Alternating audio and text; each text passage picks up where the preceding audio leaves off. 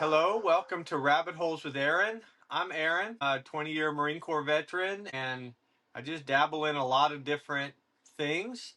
And with me today, I have my dear friend, Kenny. We went to college together. We were in the same fraternity for veterans together. And, he's got quite a few successful things going on. Like I know about his photography business, where he kind of works with people who are Catholic Christians and want to get married in a Catholic church. At least that's what I know. What am I missing, Kenny? Yeah, I was in the Marines from 2010 to 15. Then that's when I left and went to UNT. And that's where I met Heath, and he brought me to the Veterans Fraternity, Omega Delta Sigma. And that's where I met you. And during that time, I got more involved with my faith and went on a few mission trips and uh, launched the Catholic wedding photography business.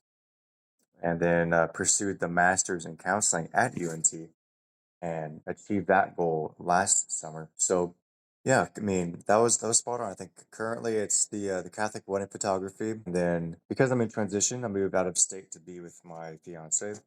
So I put the counseling goal on hold. And then I have an aspiring dream to be a Catholic men's coach. It's going to be called Holy Spirit Warrior. So currently, just trying to generate the capital to do that project. Yeah, that's pretty spot on. Okay, awesome. Thank you. Thank you for introducing yourself.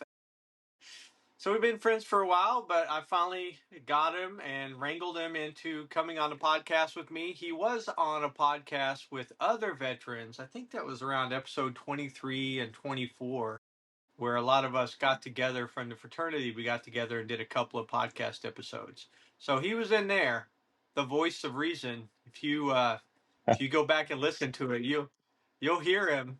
He's full counselor mode in a good way of like, Trying yeah, not. this I is mean, I what's was going. trying to like flirt that line of like being authentically myself, but in school it was Yeah, like you're having your counselor identity, which is just being yourself. So yeah, I'm still confused on that part, but I'm glad it helped. yeah. It was a good time, and I like listening to that podcast episode over and over again, or those two. But yeah, thanks for joining us this morning, and we talked a little bit about what topics. And I gotta be honest. I was like, "Here's some topics," and Kenny was like, "Oh no," I'm going through and the I was grinder like, right now. "Okay," and I was like, "Here's some other topics," and he was like, "Well, maybe you should pick the topic," and I was like, "Okay," so I decided to pick sacrifice. And Hmm. while you can go a lot of different directions with this topic, all the way from like altars and animal sacrifice that people used to do long ago, and maybe some people do secretly these days. I don't know. I haven't been to any lately, ever in my entire life. But then there's the other side, and like I guess I'm speaking in more esoteric terms of anything good you ever want to accomplish in this life is going to take some sacrifice.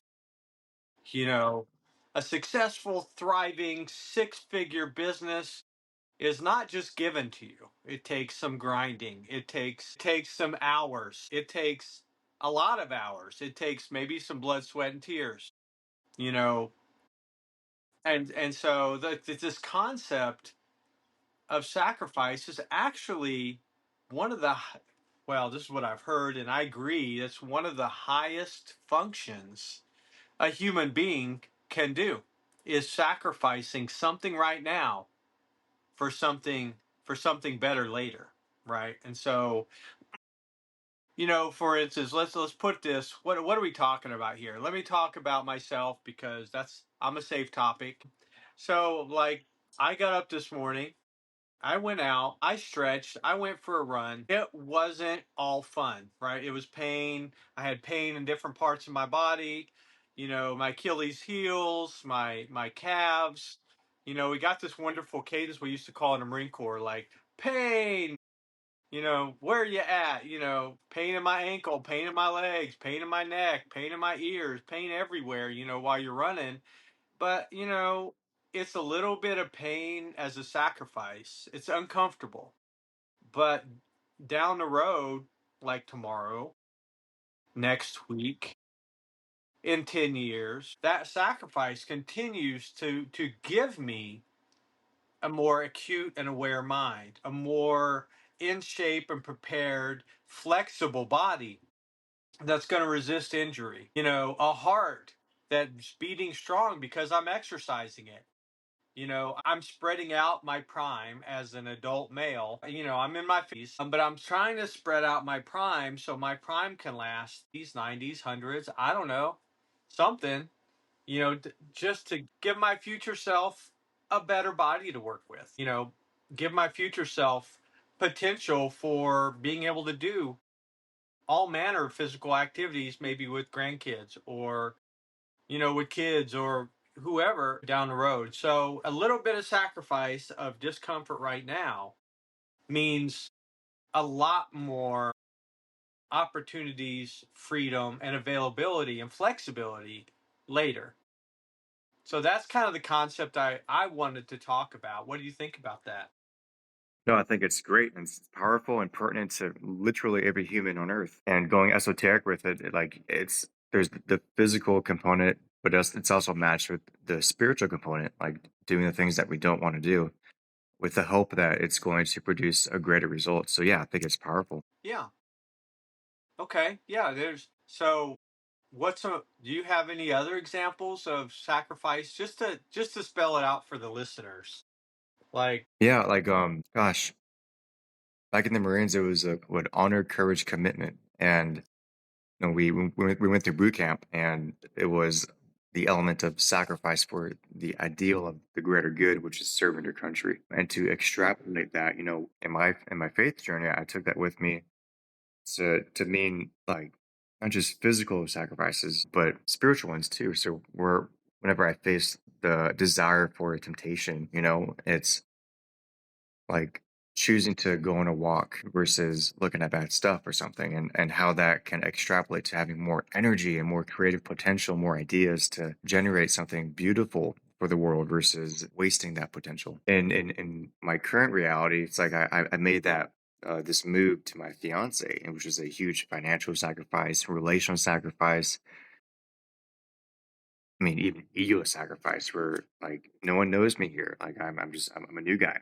And back in the military, being the new guy was kind of like it was painful. Like you had to like grind for hours and days to make your character known to your new comrades.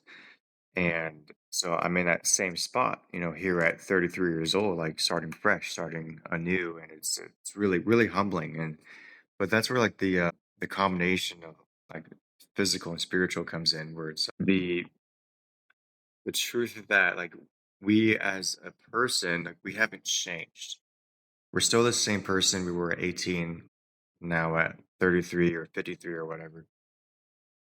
Taking that essence with us to a new location, and finding peace, purpose, and joy regardless of our environment. And that's kind of the journey I'm on right now, just really weird. yeah, no, thank you for sharing that. And I completely agree. And that made me think of the nomadic lifestyle that me and Jill have chosen, right? It's like, what are we giving up? We're giving up the comfort of living in the same place, the same friends, favorite restaurants, favorite activities, giving up the church we were going to with all the people there and the activities.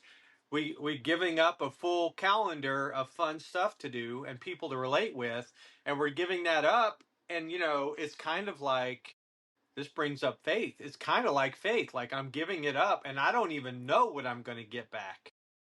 Exactly. You know, I'm giving it up and I'm just hoping, like hoping with every fiber of my being that there's something better out there. And it turns out, I like what you had to say about spiritual sacrifice because it turns out sometimes you give up comfort around you that you feel on your body and in your body. You give up this comfort, this social comfort. And what you get back is, for example, get back in my nomadic journey. Right now, I'm sitting here in the Upper Peninsula of Michigan, all by myself in an RV for a month, Jill's flown out for a family crisis, and what am I getting? Wow.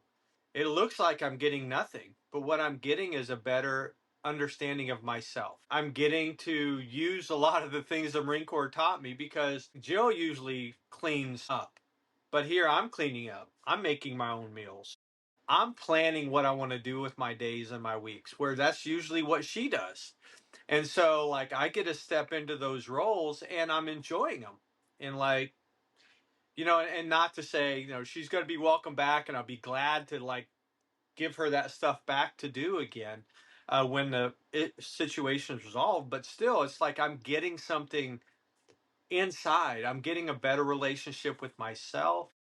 I'm getting a better relationship with my creator because it's him, me, and the dog right now. I'm talking to you, and I have other friends I talk to on the phone, but like I'm developing a better relationship with myself. So, yeah, there's like a spiritual sacrifice. Sometimes you sacrifice, things, maybe possessions or relationships outside of you to get something better on the inside of you.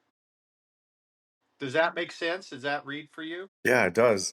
Gosh, I'm looking back over the past few years and, I made that lump sum in the markets and the thing of like, by 30, I'm going to pay cash for a house, pay cash for a truck, do the man thing.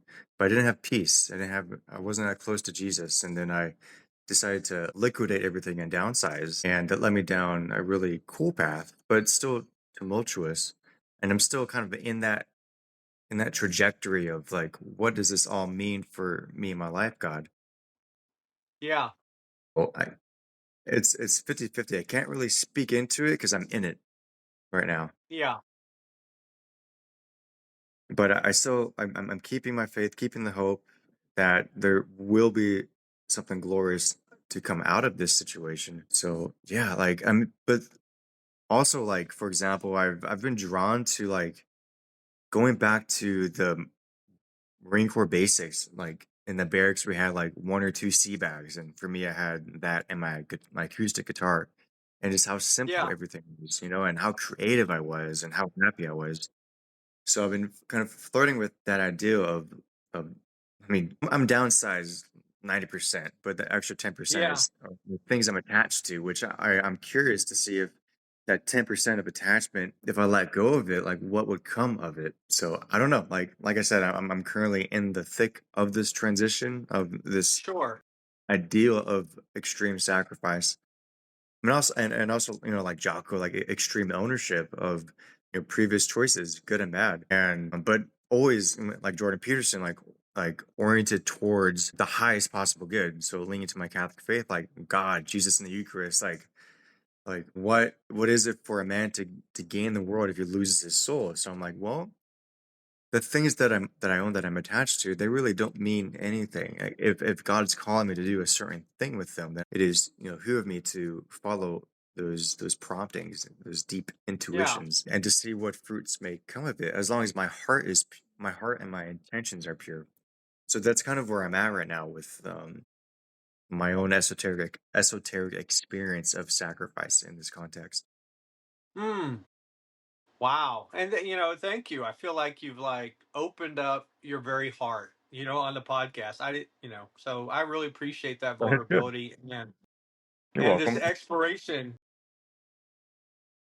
So, you know, I, and to completely change the topic, not that, I'm uncomfortable with it, but just because that's how Rabbit Holes the podcast is. I thought about something I noticed and I wanted to share it with you and with the listeners, and not about our conversation, but something that came Hmm. up for me while you were talking was the longer you stay somewhere, the harder it is to leave. Oh man. And let me tell you the story, and then it sounds like you got something too. But like we stayed in Justin, Texas for a year. A friend, opened up his backyard. He set up a RV spot there to where we could get power and sewer and water and everything right in his backyard. It was so nice, and we paid him. And but the longer we stayed there a year, and I'll tell you how hard it was to leave on this journey that we're on right now. We had stuff all over the yard. We had stuff stored over there in the yard, and Jill had a garden, and I had bees over here, and we had stuff in their shop, in their garage kind of thing. I had my kiln and all my pottery stuff set up in there. And I'll tell you what, man, it took like 3 weeks to get ready to leave. And like we had a checklist of things that we had to do, and like every day we were doing something to clean up, get stuff moved to storage, get stuff organized, trips to the dump. And I was like, man, let me compare that with how it is now. We're on the road, we stay a place a night. We don't even get anything out of the RV. We leave it hooked up to the truck, plug it into power, get up the next morning, disconnect the power, and get back on the road again. It's so easy. It's like all you got to do is get out, go in there, put the key in the truck, and start it. And I'm Man. like, man, I don't know if I ever want to stay any place for a year again, right? It's just so hard. You start really literally putting down roots. And I don't know if you've had any experience with tree roots, but they don't come out very easy, you know? Mm. Yeah, they're But deep. anyway, but what do you think about all that? I mean, Any go ahead. okay, so back it up for me for context. Like when I left the Marines, I was given it was a plaque, but it's actually more of an aircraft hydraulic wing pump. Aguilar, thank you. But on it, it says Sergeant Kenneth Munyer, in quotes, the Gypsy. So I've always had that kind of wanderer spirit to me, Oh, which is okay, something okay. I've always wrestled with because it doesn't adhere to anything in normal society, like the path, right? Like get married, get the house, da da da da da da. Which there's beauty in that. There's beauty in like the boring things because that's where like God really shows up because you're not distracted all the time. But at the same token, it's like deep within my soul, I'm like, I've been called the gypsy. I've been called intense. I've been called all these things, and I'm like, what would it look like if I really embraced that part of my soul? And that's the chapter Yeah, I'm currently, like transitioning to that, getting out of the mindset of the rat race and these societal expectations. I, like I said, I don't really know. I mean, what would you have to speak into that? I'm sorry. What was your question? What would I have to speak into that? Yeah. Okay. Well, I mean, you're trying to find your place, and let's talk about most humans, right? Maybe we have a nomadic part of our life. Most humans, which I am not, and it sounds like you are not either. But like, people are wondering a little bit. Maybe in their young adult, they go to college, they figure out where they want to live. Maybe they meet somebody in college they want to marry that's from a completely different state, and so they got to decide a little bit. Most people, in my experience, move, 0 to 3 times in their entire life. Maybe 0 to 5 would encapsulate everybody. That has been And, us. I walk a different path because I have moved over 300 times, over My gosh. 300 times in my 50 years. Thank you, Yeah. Marine Corps. Thank you, RV life after the Marine Corps. Yeah. Yeah. Yeah, and I'm finding a certain relationship between comfort and death, and discomfort and life. And, and the discomfort of being nomadic, I mean, most people, because here's what I've seen. I have lived close to family, and mostly to Jill's family. And I'll tell you that when you live close to family, you think, well, we're going to see each other all the time. We're going to be taking turns at people's houses every weekend or something. I mean, maybe that is definitely ideal, but that's not how it happens at all. We see Jill's family probably more than most families see each other, unless they live in the same town or something. But we see them so often because we travel so often. And because they're like, man, they're out for 6 months, we better see them now. And they want to see us as soon as we get back, and so we probably see them more often, than most families. And we're nomadic because it's that discomfort and it's that missing you and not being able to see you when we want that makes it every time you can see me, it's a high priority. And so there's all kinds of dynamics, and there's a million rabbit holes to go down there, and we can go down a few of them.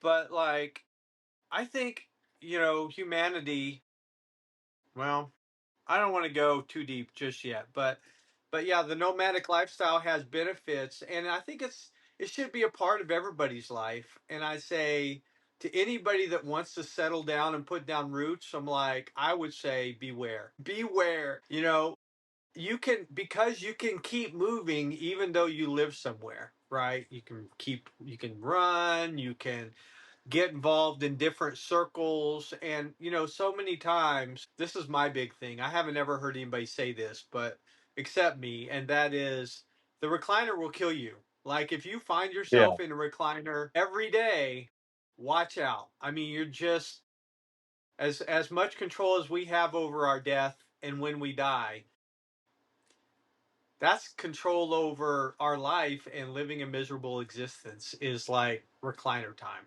Hey, if you're out there working the field 18 hours, you come back and sit in your recliner an hour, you're not who I'm talking to. I'm talking to the people that work and grind in a 40-hour, 60-hour week job, and the rest of the time when they're not working is in that recliner.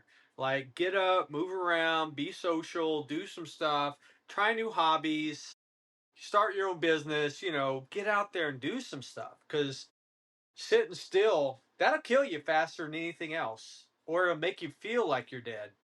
What do you think? I covered a lot of ground there, so just pick anything. Yeah, I mean, the concept of being idle as being killer is absolutely true, and I'll even extrapolate the ideal of being nomadic with being a kind of cure to that disease of modern society.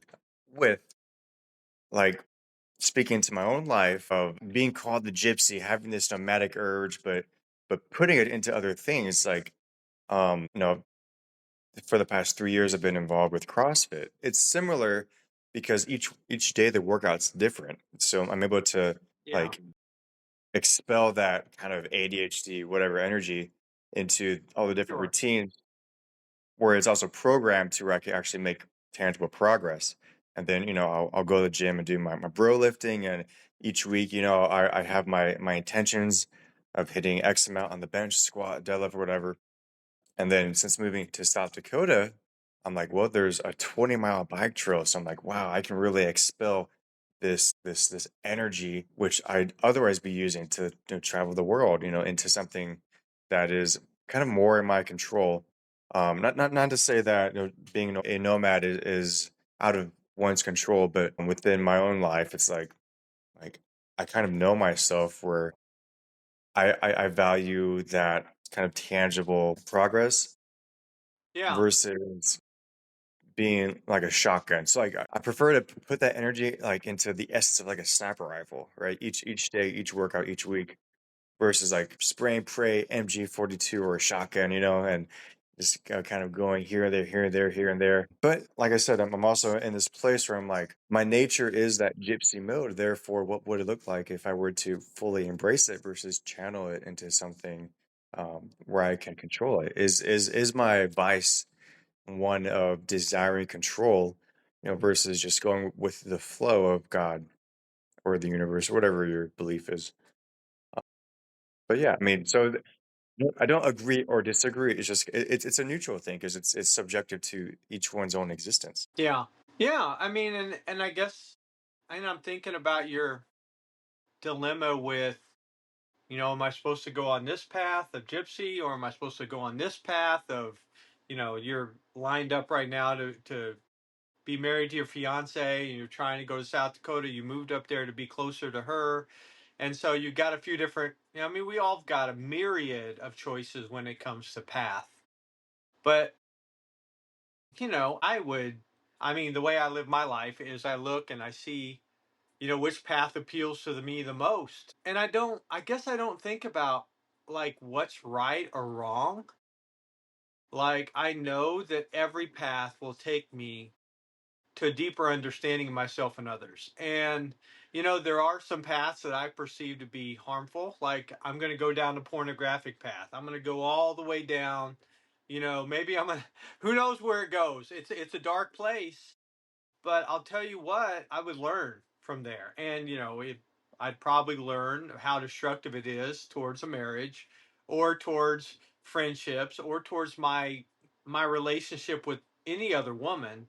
Like, even an acquaintance, because I've noticed, some things. I'm a little bit down that path. So I've noticed some things that I don't like about myself down that path. And so I'm choosing, and I've been choosing, I'm not going to go down that path.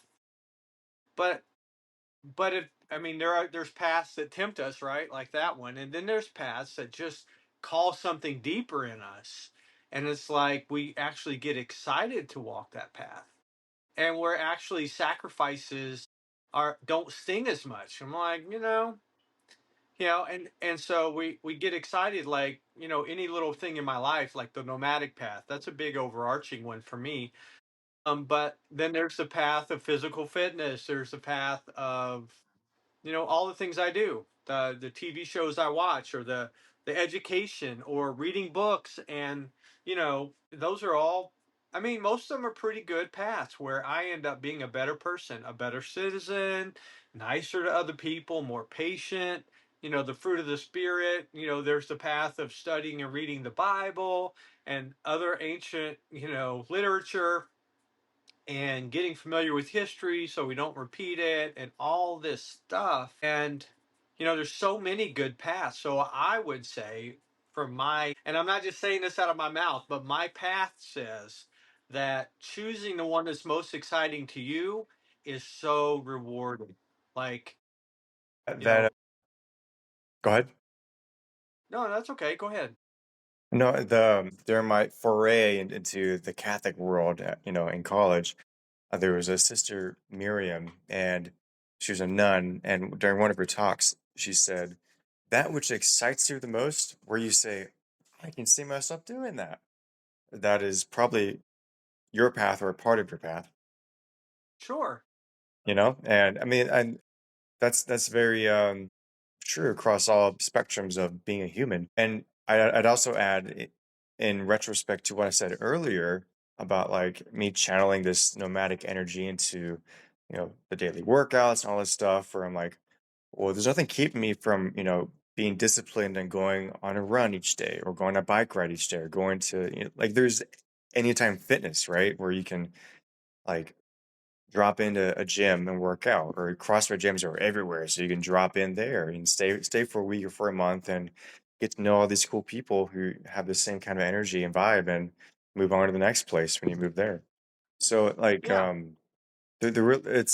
it's a gray area. Like it comes back to what you said, like what is best for me right now, and what is going to lead me to that further growth in different areas, physically, spiritually, interiorly, and relationally. So I guess for me, I'm reminding myself that like there is no box.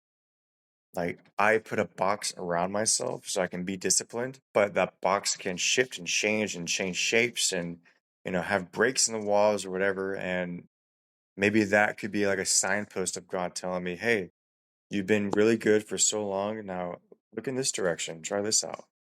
So. Yeah. Yeah. Why not? I mean, and it's, what I hear between your words is kind of like, I'm not growing right now. I don't Mm. know. I don't see anything. I'm not really making progress towards any of the paths I want to make progress towards. And I would have to say that that is probably, no, well, I'm absolutely sure that's not true, right? I mean, because I've talked to you throughout the years, and you've come a long way from, and I've come a long way. I mean, but you've grown a lot since since we were meeting in McKinney for breakfast every That week, and was the awesome. things you were talking about then, and where you are now. And so I'm going to disagree with what I'm hearing between the words, and that which you're not really directly saying, but I'm going to disagree and say I've seen a lot of growth. And you know and the doors, here's the thing, right? Some doors close and the other doors open, and I Hmm. see that like in line with what we're passionate about, right? This door opens, right? And sometimes the doors are just open to go through whenever you want. Like, for instance, as an example of my life, like, well, I think I want to do pottery. And so I guess the doors were open because I checked and got a kiln for a couple $100, got some clay for $50, and I started making stuff. and started a pretty good, part time business out of the whole routine of teaching other people that same process of like, this isn't that hard. But it took courage to walk through the door, sure, a little bit. It took a little bit of money, not much, for a startup cost, and here I am now, and I'm sought after for pottery workshops, and people are asking me, and if that door closes, then I'm like, okay, well, I had fun with pottery for a while. What's next? Because there's always so many open doors that we don't see, that we're not aware of. And I love that you said something about fasting earlier. And when you fast and you take a Yeah. moment and you open up your awareness to what's around you, and then you're like, oh, well, these doors were open all the time. I didn't even notice those before. Or we tell ourselves, no, no, that wouldn't be a good idea. Don't go down that door. And it's just sitting there open. But we've told ourselves no, and we just in our mind we visualize those doors as closed. Like, well, there's Mhm. no open doors, and I'm gonna wait, you know, and it's open the whole time. So it's just a matter of, our limits or our time and our energy. And how much energy do I have? How much time do I have? And then am I willing to sacrifice? Sure, maybe I'll put in some 2 hours of being tired and emotionally drained into something, and I'll sacrifice my comfort a little bit for Mhm. something to go through one of these doors. But, so I don't know. I was all over the place on that. Do you have any thoughts out of that? I mean, what really stuck with me was this openness to a change of perspective. You mentioned fasting and how that has been a vehicle for me to kind of, in a sense, humble myself when I'm not feeling my body. And there's a sense of mental clarity that takes place. It's hard to explain unless you experience it. And I'm not talking extreme fasting either. I'm talking like skip breakfast and go on a run, and then you'll accelerate that fast and maybe have some kombucha or some probiotics, and you'll persist in that fast without feeling hungry. But then you get all these ideas and change of perspective, and it slows you down. I mean, gosh, I've been doing this for like the past 3 years religiously, like 18 to 24-hour fasts each day. And what I can say is that it's it creates like a pathway for me to what I would call like the divine or Holy Spirit downloads, where I receive these insights and inspirations, and I can't contain it, so I just have to write or go on a run or do something to use this energy in a positive way. Um, and within that context, it's worthy to mention that like going back to the idea of the box, like there is no box. The box is our ego basically, and outside of that realm is where God really is. But it's a fine line because there's also the concept of one's discipline. So choosing where to apply one's discipline into that area where God is calling him or her, that's where the magic happens. But Yeah. does that make sense? Yeah, that does make sense. Well, I understand from my life. Yeah, you can channel that energy, and discipline to me is like when you don't feel like doing it, but you need to, so you do it anyway. Like the Yeah. morning run is a chance, but also like learning. Like recently I enrolled in like the Peterson Academy. You might have heard about it. It's advertisements everywhere. Where you got some of the top minds in the world that teach 8-hour classes on finances or different philosophers or mathematics or whatever, but you got the top minds, Jordan Peterson included, of course. And, that takes me. So when I could just be sitting here playing video games and taking the dog out 3 times a day and just, really not living my best life, but living a fun life, I instead said, you know what? I'm going to set aside some time to learn some stuff, to sit down and actually learn, open my mind up, and apply some discipline where it's a little bit uncomfortable to sit here for an hour and watch a video and then take a quiz and whatever else. But it's sacrificing a little bit of comfort. And I guess that's what discipline is, like sacrificing some comfort to really invest in something else and to ultimately invest in a better future for myself.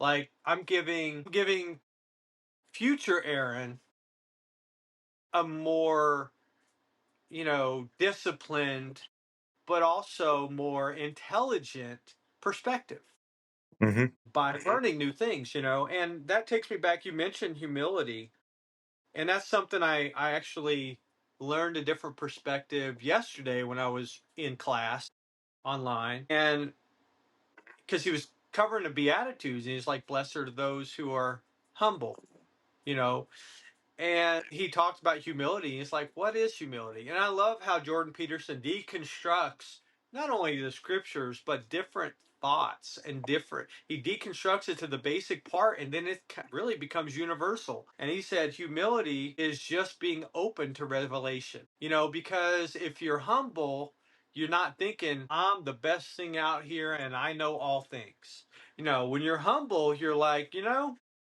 I'm always waiting for new insight. I'm always waiting to hear something from a person, to see something in nature, to read something in a book that's going to change my perspective and develop it in a good way, that's moving me towards enlightenment. And so that's what humility is. And he said it, and I'm just still processing it. It's like being humble is being open to revelation, kind of opening up your awareness, focused on learning and being a better person. What do you think about that? When I think of the concept of humility and humbleness, I think of being like a child.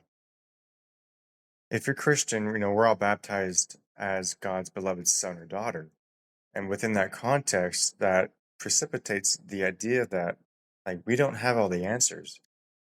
And if we don't have all the answers, that means that we need to seek guidance from elsewhere, which, because of our baptism, that guidance comes from God, and being more childlike within his presence in prayer and receiving any new updates, information, new concepts, ideas, new direction, and within that realm. And that's really hard. I mean, especially if if you're a veteran, or especially if you're a man, where it's like I know what I can do, like I have all the answers, because it's been imbued in us as men to, like, not seek help and not humble ourselves. But like I've gone to church, I've gone to mass with my father, and I've seen he's a grown man. I've seen him cry in public during mass after receiving the Eucharist in Jesus, and it's been such a humbling experience for me, where I'm like, this is the man who raised me, and who, like, in that context of raising me, like, he is my image of God in this earthly realm, where, Sure. and I'm seeing him crying, before something greater than I, or greater than him. And so within that context, I'm thinking, like I really don't have all the answers. Like, I really am a gypsy at heart. I think all of us are, where we, like, no one has it all together. Like, a person may have all the money and all the success and XYZ thing, but where did it all come from? It probably came from, like, an inner ideal, or an intuition that wasn't from their own understanding. Like the scripture says, like, not to lean on your own understanding, but to lean, into God and His wisdom, which is received within our hearts.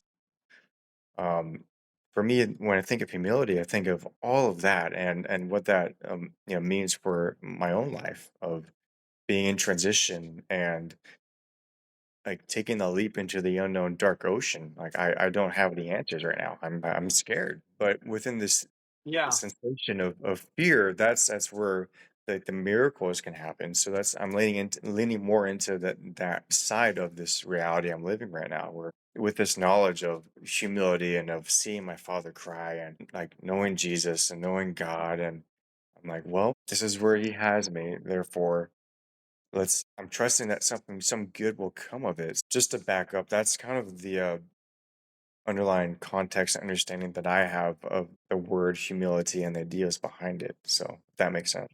Yeah. Okay. Yeah. Thank you for sharing that. Deeply insightful. Your nuggets, the nuggets of truth from inside of you, and I appreciate that. I like what you had to say about. You put it in your words, but it's like idleness is a killer, right? I was like, because that's not what we think. We do know idle hands or the devil's workshop or something like that. I think that's a proverbs, or at least based on a proverb. But and even the Apostle Paul said, find something for your hands to do and live at peace with all men. And you just cannot refute the wisdom, in that finding something to do. And, they were the spearheads of the lazy boy will kill you mindset. Right, right. I mean, gosh, But like when yeah, I think back, like my dad, he was a plumber for most of his life, and now thankfully he's a plumbing inspector. So, less hands-on because he's older, he needs to relax and soon retire. But he really fulfilled that role of a provider, protector within our family. And like even in his late 50s, like he's still going at it like super hard. And I think a core reason is that he loves, my mother, Alicia, so much. And, like, that's a driving factor for him, but I think even deeper than yeah, that is, like, he was in the Air Force and his father was in the Navy. The idea of the lazy boy recliner mentality is, like, it doesn't exist in him. That's where I'm like, me as the firstborn, I was in the Marines, so it's like, wow, I have to, generate an X amount of money to help my dad just relax for a second, but maybe that's not what's best for him, maybe he needs to just keep going until he can't go anymore. And he's wise, so yeah, I'm not worried about him in that context. But sure. within me, there's that drive of being the eldest son, and therefore I need to step up to the plate and do crazy things for my family, so they can hopefully avoid bad things. But I don't know. That's kind of my ideal as a 33-year-old, like on the grind, trying to make it X Y Z. Yeah, yeah, that's interesting.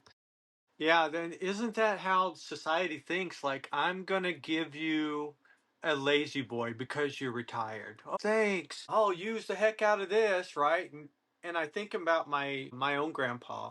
Like he retired. He's passed now, but he retired from, you know, Western Electric, and it was electric company. And he worked for them for 20 years, retired. My whole life, as far as I remember back, he was retired. But he had a lazy boy, and I'm not trying to get on to him about that. He was raised on a farm out in the country. You worked 16-hour days to get the crops and the livestock, so you survived the winter. That cycle, and there's something pure and really honest and disciplined, and all the good things happen there, right? But when he went to work in the city, and when he did, he worked 20 years, he retired, and he was like, I'm taking it easy now. And that's how society thinks, right? We think like, oh, you're retired, okay? And retirement is almost a recipe for early death, and the way that society sees retirement now, like not the way I'm doing it. I mean, my retirement is bringing me life, and I do have a recliner here in the RV, but I don't use it very often because I'm out doing stuff, or I'm podcasting, or I'm cleaning, or I'm driving, or I'm seeing sights, or whatever. So running around Lake Superior, and checking out local stuff, and going to church and meeting people, and just, man, I'm having so much fun listening to people talk That sounds up awesome. here in the Upper Peninsula. Listen to people talk. It's just like they talk so different, and to me it's so refreshing. Yeah. Betcha, don't you know? And I'm not doing them justice. I mean, they are so much more complex, and I just love it. Just makes my heart happy to sit in church by people, and they're talking to me, and I'm you know, just listening Fiberglass. Yeah. intently, I mean, it's intently. a different But culture from Dallas for sure. But yeah, we have this retirement perception in our society, and I can't speak for the whole world, and I can't really even speak for all of America, but the society which I've lived in my whole life is kind of like, yeah, when you retire, you take it easy. I was going to retire from the Marine Corps at 39. I was thinking, in Man, my mind, I was going to be sitting at the cigar shop, having cigars, and talking about war stories all day long. which you But then did, I got but out of the No, actually, no, it's not like that at all. I got out of the Marine Corps. I sat there, it's and I was cigars. sitting there having a cigar by myself in a cigar lounge Oh, during the it's day, and I sad. was like, "Well, this isn't Yeah, what I expected to happen." Well, I guess I'll go out there and get another job or something just for social interaction. And so, yeah, man. I mean but it goes back to what I experienced, like with going to the daily workouts and stuff at CrossFit. Like Like my body still thinks it's 18, and it's just a matter of perspective and mindset, really. Um, and it's probably the same for you, where it's like you have this idea of retiring early, but when you experience that, you're like, no, this is probably not for me. And then within that, you discover that new energy, and you went for it, and so you probably feel like you're in your 30s, though you're in your 50s. Yeah. Well, and that's what happens when you're focused on understanding. I mean, I don't want to, I'm not trying to toot my own horn, but like some things I like about myself is that like I deconstruct what it means to be a man. Okay. Well, that doesn't make any sense. Stoic. You don't talk about your feelings. Well, I don't like that. Let me move the pieces around here and reassemble what it means to be a man. And I don't fit society's definition anymore because I remade myself. Like, yeah, I write books of poetry.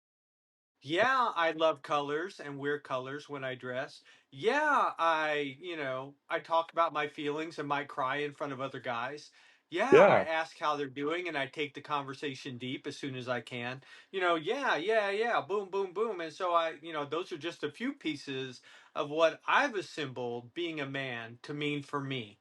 And it's the same thing with retirement, right? It's like, oh, okay, get a lazy boy, find your favorite show, binge watch it, drink, and whatever, and there you go, enjoy. And I'm like, I tried that for one day. No, I don't like it. I feel drained. I don't feel alive. Okay, what do I want to put in my retirement plan? Okay, I want to keep running. Okay, that physical fitness. Okay, I want to see things. I want to know what America looks like. Okay, yeah, we can squeeze that in there.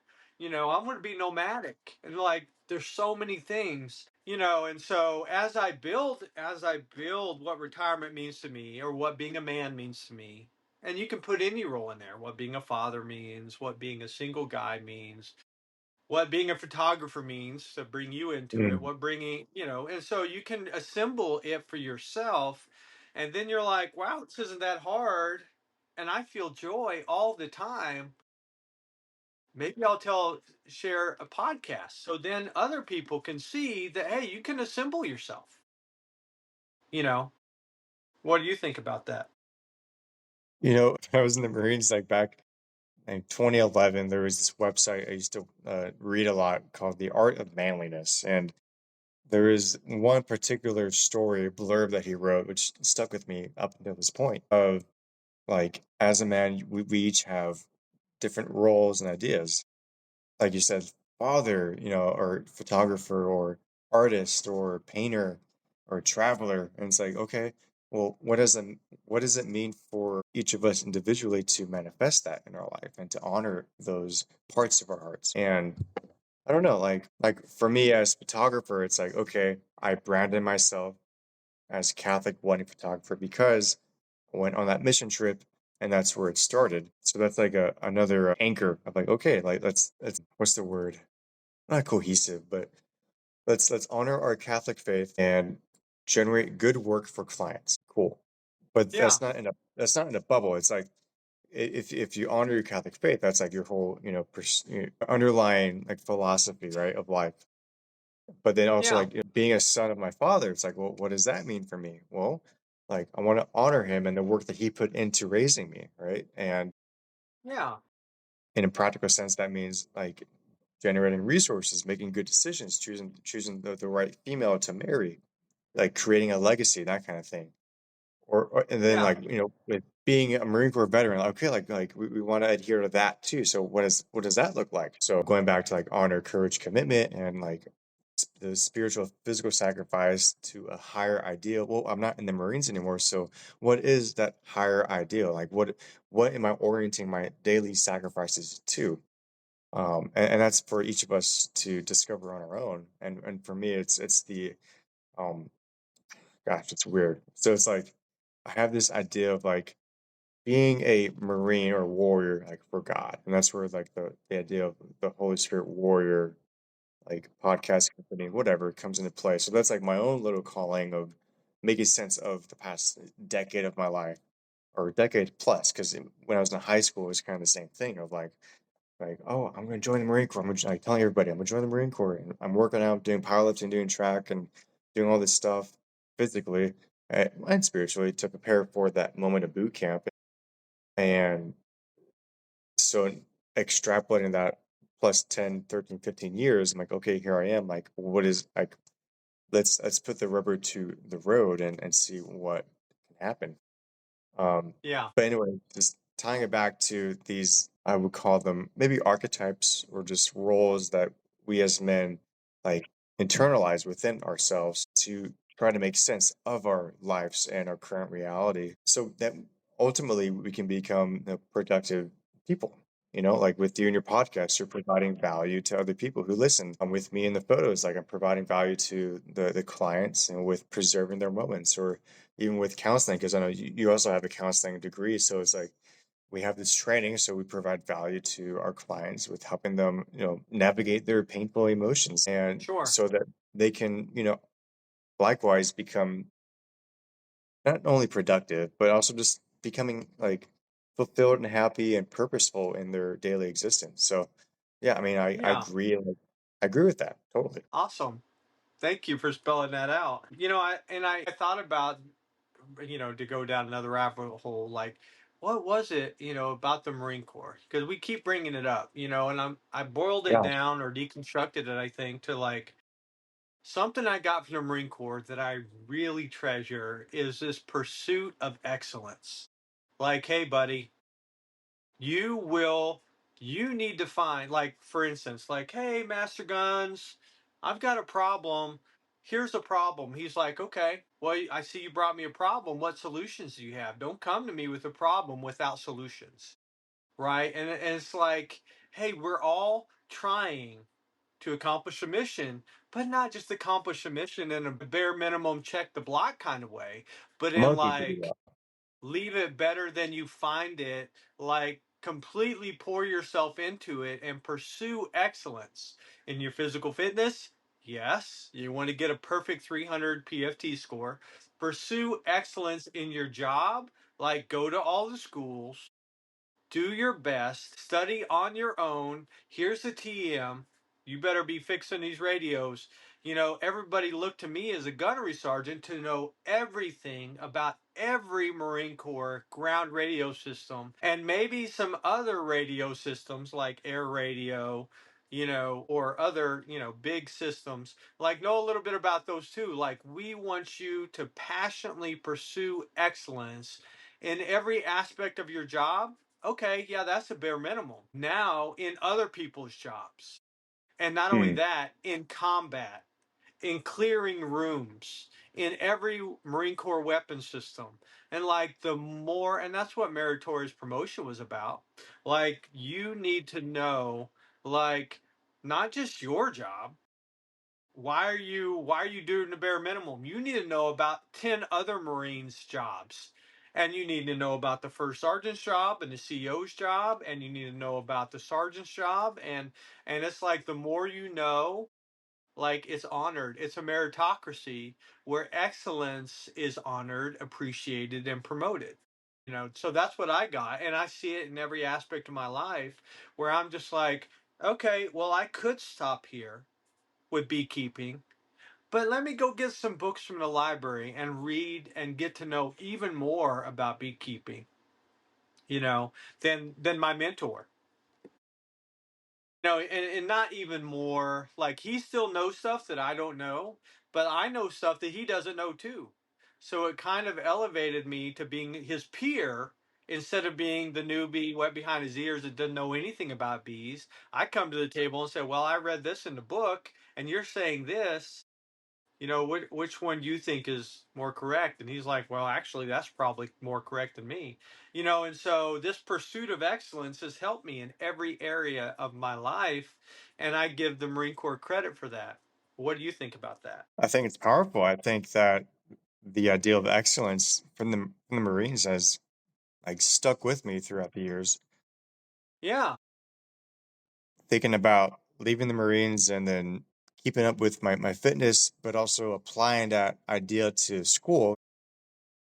At university, like my GPA was 3.9, 4.0, around there.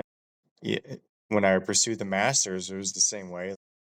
It's kind of the reinforcement that it's good to be all in if it's the right thing. And for me at 33, like that has been a blessing and sometimes a curse. But as long as I'm oriented towards the highest possible good for me, which is God and the idea of excellence, like it's going to work out because I'm aiming, 50,000 miles up in the air. So it's like, oh, if I hit 25,000 miles up in the air, it's like I'll be fine. Like because that's my mindset, that's my perspective, and I'm driven to reach the highest possible goal. So even if I fall short, it's going to be okay. It's going to work out. Yeah. And then I think of like my Catholic wedding photography business in Dallas, Texas, and how that I applied my stuff to that. Where like it's a different beast because when you're producing art and you're giving it to the public, via clients, like when you have that perspective of like pursuing excellence, you're also your hardest critic. And I had a mentor say that perfectionism kills profits. And now profit's not the goal, but it's a good like adage to like reflect upon because we're so hard on ourselves because of the drive towards excellence. We're like what is crappy or shitty to us in our art is actually beautiful. And that's something that's really stuck with me. Where with the Marine Corps kind of programming, right, pursuing excellence and being okay with like the result being lesser than what we may have expected to occur. Does that make sense? Yeah, kind of like we aimed up and we aimed so high up that even if we don't make it, we still accomplished so Yeah. much, But right? then And the the trick is to continue to maintain the high sense of excellence because it can I feel like it can also be like a slippery slope of like, well, I did my best, I did my best, I did my best, but you're actually like -5, -5, -5, and that's where it's I don't know, it's kind of crazy. It can probably make you feel crazy like, when you have to really think about it, but when you take a step back and simply just dial into like I'm doing my best work because that's who I am. And that's really what matters the most. Whether it's -5, +20, -30, or whatever. It's like you're still within that kind of that range of yeah, excellence. like the excellent envelope or something. You're still within that envelope of, you Yeah. know, Or like well, and when you're on the range, it's like what accuracy and precision. Just remain precise, I guess. Or rather, I think accurate's the more proper term. Like hit the bullseye. And if you don't hit it, it's okay. Just keep trying to hit the bullseye. yeah, like the range is where in the Marine, just for my listeners, is where we went on a yearly basis, sometimes more often, and we had to work on our marksmanship. And I'm glad you brought that up because, like, the more relaxed you are on the range, the better you shoot. Exactly. Right. Yeah. And so if you're like, I need excellence, I need excellence, I need excellence, your shots are going to go way over there. Your shots are going to go up here. You're going to hit the berm down there. May shoot somebody in the pits. You never know. But if you're relaxed, bone Mm. support, breathe, Yeah. relax, aim, steady, squeeze. Right, the acronym we use in the Marine Corps. It's like you're surprised by the round. It kind of knocks you back when you shoot and you hit right in the bullseye or close to it. And if you don't, you're looking at your paperwork, you're taking a deep breath, you're figuring out your windage or whatever. You're looking at the flags to see how the wind's blowing, and then you refocus back on. You take another deep breath, and while you're breathing out, you're squeezing the trigger, and boom, it surprises you. Boom, surprises you because you're just so relaxed. And they teach us that. They drill that in our head. So in combat, when crazy stuff is happening and bullets are pinging all around you and explosions are going off, you're still like, breathe out, boom, boom. Consistency, and consistently excellent. I want to. pull on something that you talked about too about excellence and you pursuing excellence. And even though it's frustrating that you don't get there, like, I guess I would want to deconstruct excellence a little bit, break it down to pieces, and think about what is a reasonable excellence? What is a reasonable, excellence that I'm pursuing? So I think that's where I end up. So I shoot for excellence. I don't ever make it, but where I usually end up is like, man, this is way better than the bare minimum. And so this is where I'm okay stopping for today, whatever. And that, like, maybe that stopping place is a place of reasonable excellence where I can say, you know what, Aaron, talking to myself, I saw how much you sweated getting here. I saw how much effort you put in. I saw how hard you fought. And you know what? For today, this is good enough. You need to take a break. Go get something to eat, take a break, go do something fun, go to bed, wake up tomorrow, and keep pushing. That's fine, but this is good enough. And I think you kind of hit on this in another way of saying, this is my best. I worked hard for this. This is my best for now. You know, and I hear you hitting that point a lot. Maybe it's not your all-time best workout for the day, and you're a little, I don't. Why am I like 20 pounds lighter than I was 2 days ago? Yeah. And so it may not look like your best compared to that, but if you look over the course of your life, you can be like, you know what? What is my best? Is it a number? Is it a feeling? How do I measure? How do I get to my best? What do you think about that? You know what comes to mind are the words of Coach Jen and Ken over at CrossFit SBR in McKinney, and I've been there for over 2 years. And the things that they preach is just consistency over intensity.